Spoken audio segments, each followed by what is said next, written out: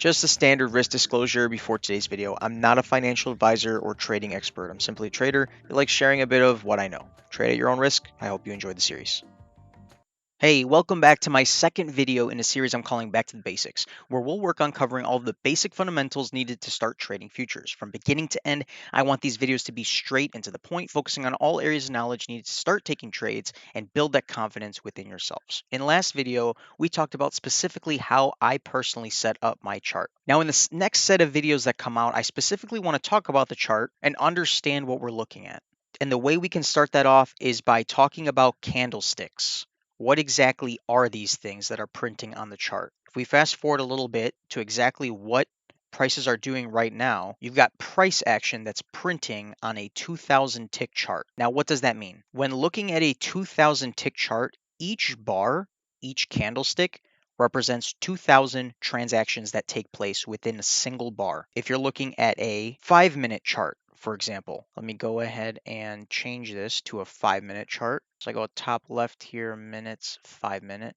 When I change this to a 5-minute chart, now each candlestick, each bar represents a 5-minute period. And you can see if I zoom in here, this x-axis down here, the time axis, each one represents 5 minutes.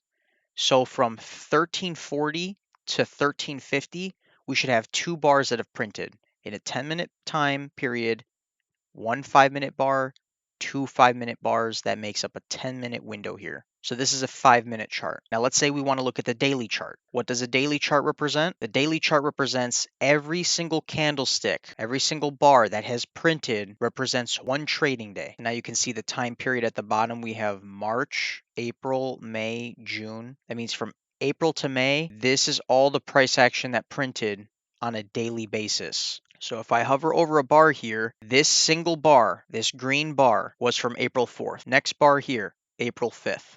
Next bar here, April 6th. Next bar here, April 7th, and so on. Each bar represents one day. So you can see on the day that I'm recording this video, we have a big red bar here as prices are continuing to push lower. So we're back on a 2000 tick chart. Every bar represents 2000 transactions have taken place. In the x-axis down here, we have time.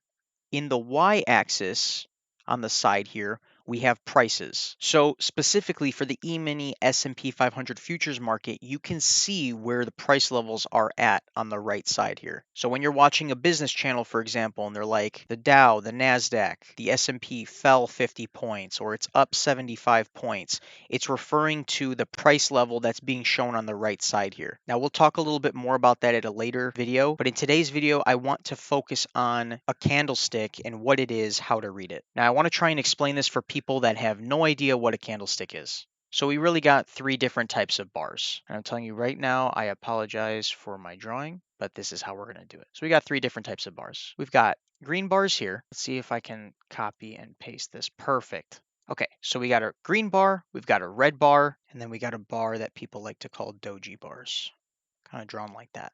So now let's talk characteristics of a candle. You've got the body of the candle here, which is this thicker part, and then the thin part here is called the wick. Got one on top, got one on bottom. Same thing with this red bar. You got the body of the candle, you got a wick up top and a wick on bottom. Now if the bar is green, we call that a bullish candle. If the bar is red, we call this a bearish candle.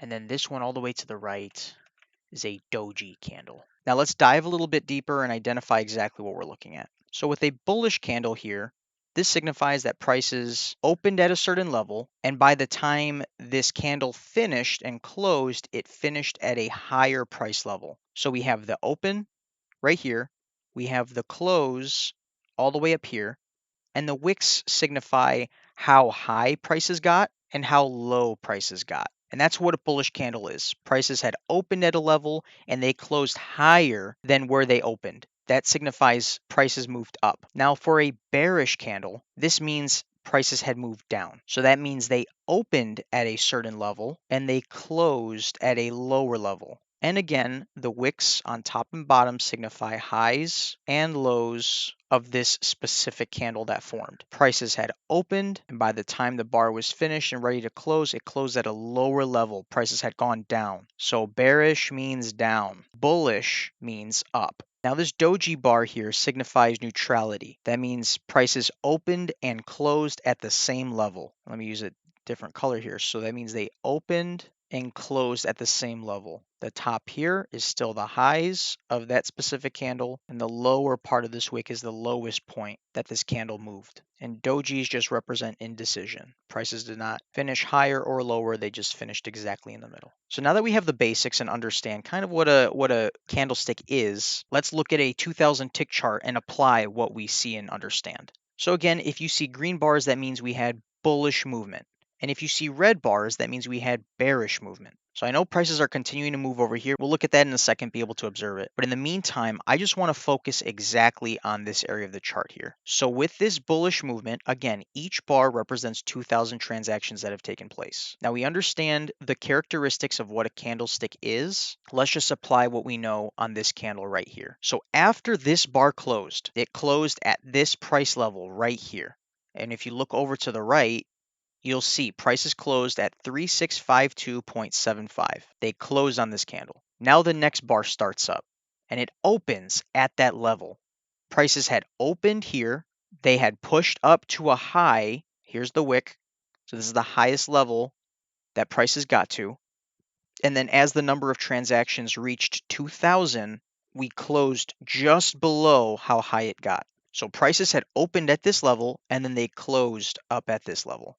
That's a bullish candle. Now, a few bars later, let's look at this bullish candle. What does this mean?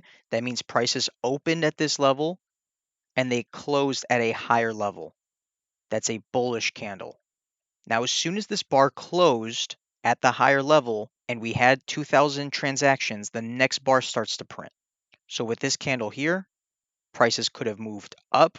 This was the highest point that prices got to before prices pushed back down and eventually closed at a lower level than it opened at. So what does this mean? That we finished this candle as a bearish candle, a red candle. Prices closed lower than where they opened. And now there are different variations of what these candles look like. You can have a bearish candle that looks like this, where you've got little wicks on top and bottom. You can have a bearish candle that looks like this, where there is no wick. Prices opened at the high and then closed at the lowest point before printing that next candle. So let's fast forward a little bit and see exactly how these candlesticks are printing. So you can see with this bearish candle, we opened at this level here. Prices had pushed up to a high point, then came back low, pushed to a low point, then pulled back just a little bit to close here. With the bar that's forming now, it opened at a certain price level. You can see prices are trying to push up, and now they're pushing down. And you'll see this bar close wherever it does. So it's closing at a higher level than where it opened. Now the next bar starts to print, and 2,000 transactions are being counted down. People are taking their trades. Institutions are taking their trades, placing their market orders, and that moves the market in certain directions. So we'll kind of just see what this bar is doing here. We had an open. Prices are fighting. You have the bulls and the bears that are fighting against each other, trying to figure out which direction the market's going.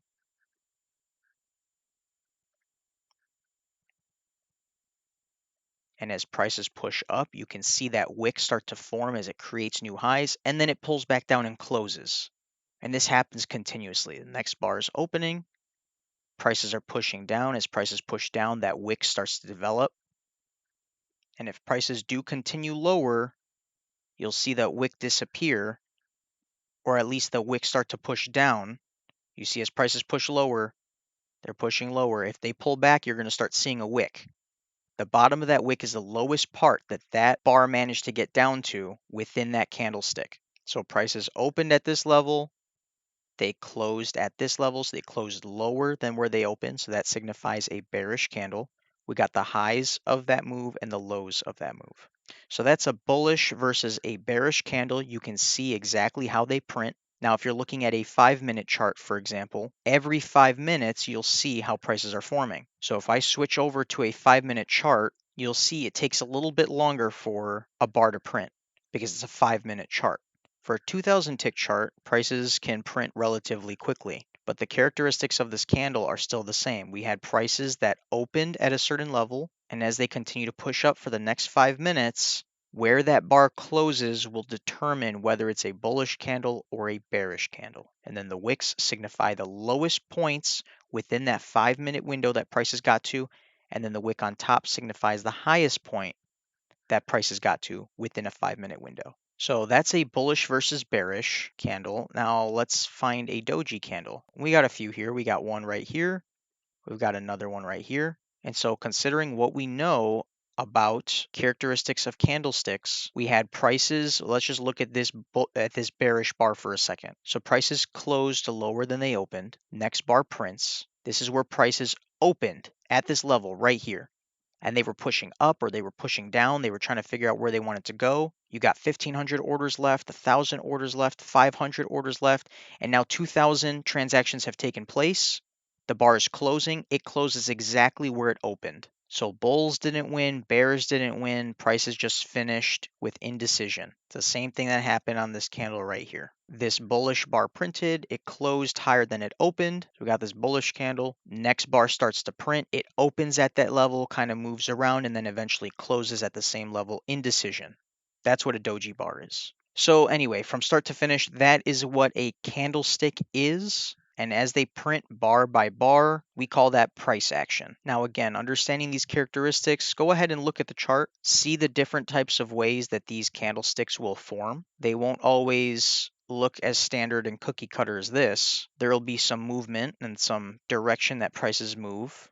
For this bar, for example, you had prices that opened at a certain level, pushed all the way down, made a low, and then finished one tick higher. And that's a bullish candle. Continue to look at the chart, read the chart, familiarize yourself with what those bars mean. And that's going to be it for today's video. I appreciate those who took the time to watch this video. And if you're brand new to this channel, if you're brand new to the market, welcome. More videos in these series will be coming in the near future. If you like this video, please leave a like, subscribe to the channel, turn on post notifications so you know exactly when I post this content. Leave a comment down below. Let me know how these videos have been helping you. And if you have any questions, please ask down below. I answer every single question I can. I read every single comment, and I appreciate you guys for being here. So until next time, thanks for watching.